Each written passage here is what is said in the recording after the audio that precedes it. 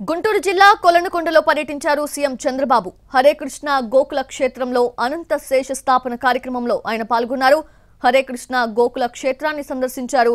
కార్యక్రమంలో మాజీ CJI N V Ramana పాల్గొన్నారు. ముఖ్య అతిథి గారు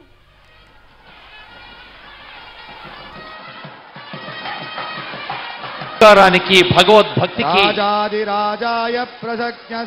ఉదాహరణగా నిలిచిపోతున్న గౌరవనీయులైన ఆంధ్రప్రదేశ్ రాష్ట్ర ముఖ్యమంత్రి వర్యులు నారా చంద్రబాబు నాయుడు గారు